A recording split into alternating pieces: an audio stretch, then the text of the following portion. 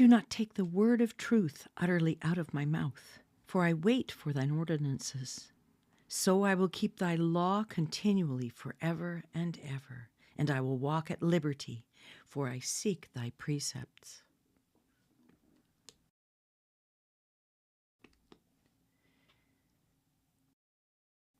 That if you confess with your mouth Jesus as Lord and believe in your heart that God raised him from the dead, you will be saved.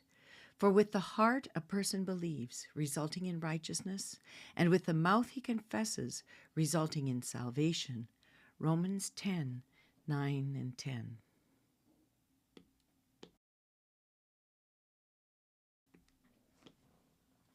Job chapter 41.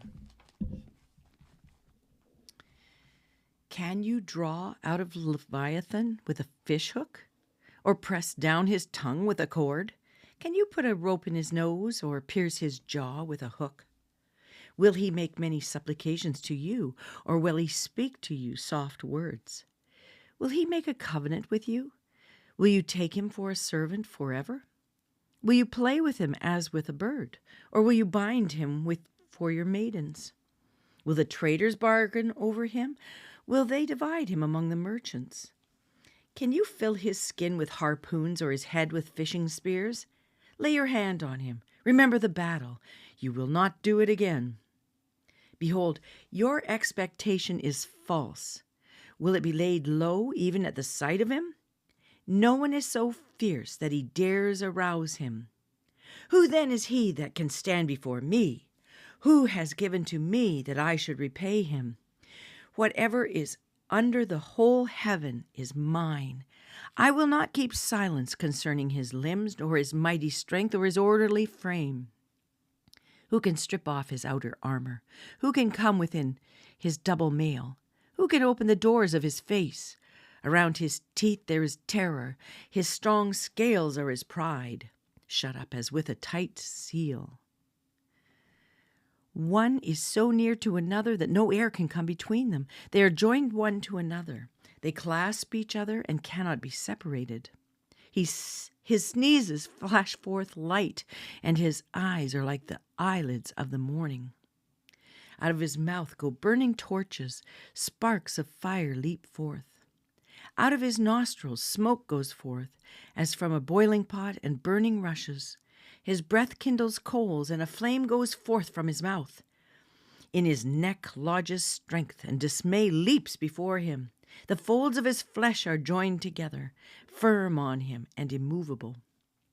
His heart is as hard as a stone, even as hard as a lower millstone.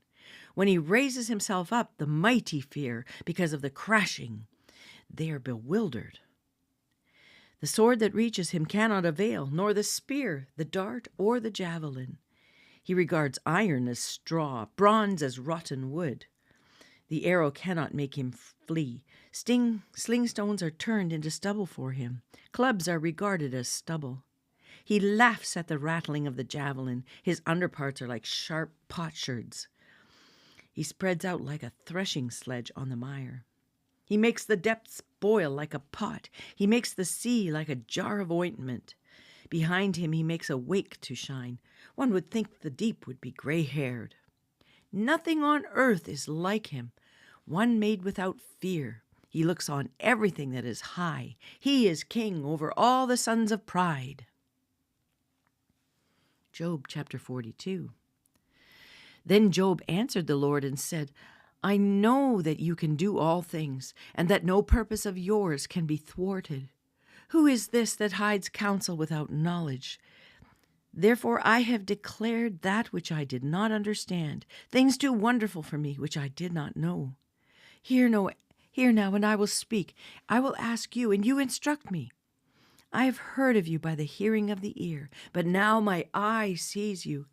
Therefore I retract, and I repent in dust and ashes. It came about after the Lord had spoken these words to Job, that the Lord said to Eliphaz the Temanite, My wrath is kindled against you and against your two friends, because you have not spoken of me what is right, as my servant Job has. Now therefore take for yourselves 7 bulls and 7 rams, and go to my servant Job, and offer up a burnt offering for yourselves, and my servant Job will pray for you. For I will accept him, so that I may not do with you according to your folly, because you have not spoken of me what is right, as my servant Job has. So Eliphaz the Temanite, and Bildad the Shuhite, and Zophar the Naamathite went and did as the Lord told them, and the Lord accepted Job. The Lord restored the fortunes of Job when he prayed for his friends, and the Lord increased all that Job had twofold. Then all his brothers and all his sisters and all who had known him before came to him, and they ate bread with him in his house, and they consoled him and comforted him for all the adversaries that the Lord had brought on him. And each one gave him 1 piece of money, and each a ring of gold. The Lord blessed the latter days of Job more than his beginning. And he had 14,000 sheep and 6,000 camels and 1,000 yoke of oxen and 1,000 female donkeys. He had 7 sons and 3 daughters. He named the first Jemimah and the second Keziah and the third Karen Happuch. In all the land no women were found so fair as Job's daughter, and their father gave them an inheritance among their brothers. After this, Job lived 140 years and saw his sons and his grandsons 4 generations. And Job died, an old man and full of days. Psalm chapter 101, verses 5 through 8.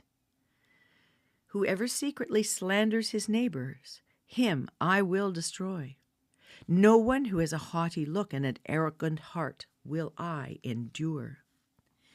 My eyes shall be upon the faithful of the land, that they may dwell with me. He who walks in a blameless way is the one who will minister to me. He who practices deceit shall not dwell within my house. He who speaks falsehood shall not maintain his position before me. Every morning I will destroy all the wicked of the land, so as to cut off from the city of the Lord all those who do iniquity. Proverbs chapter 23, verses 31 through 35. Do not look on the wine when it is red, when it sparkles in the cup, when it goes down smoothly. At the last it bites like a serpent and stings like a viper. Your eyes will see strange things, and your mind will utter perverse things. And you will be like one who lies down in the middle of the sea, or like one who lies down on the top of a mast. They struck me, but I did not become ill. They beat me, but I did not know it. When shall I awake? I'll seek another drink. 1 Corinthians chapter 7, verses 1 through 16. Now concerning the things about which you wrote, it is good for a man not to touch a woman. But because of immoralities, each man is to have his own wife, and each woman is to have her own husband. The husband must fulfill his duty to his wife, and likewise also the wife of her husband. The wife does not have authority over her own body, but the husband does. And likewise also the husband does not have authority over his own body, but the wife does. Stop depriving one another, except by agreement for a time, so that you may devote yourselves to prayer and come together again, so that Satan will not tempt you because of your lack of self-control. But this I say by way of concession, not of command. Yet I wish that all men were even as I myself am. However, each man has his own gift from God, one in this manner and another in that. But I say to the unmarried and to widows that it is good for them if they remain even as I. But if they do not have self-control, let them marry, for it is better to marry than to burn with a passion. But to the married I give instructions, not I, but the Lord, that the wife should not leave her husband. But if she does leave, she must remain unmarried, or else be reconciled to the husband, and that the husband should not divorce his wife. But to the rest I say, not the Lord, that if any brother has a wife who is unbeliever, and she consents to live with him, he must not divorce her.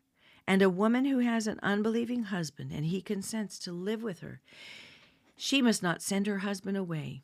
For the unbelieving husband is sanctified through his wife, and the unbelieving wife is sanctified through her believing husband. For otherwise your children are unclean, but now they are holy. Yet if the unbelieving one leaves, let him leave.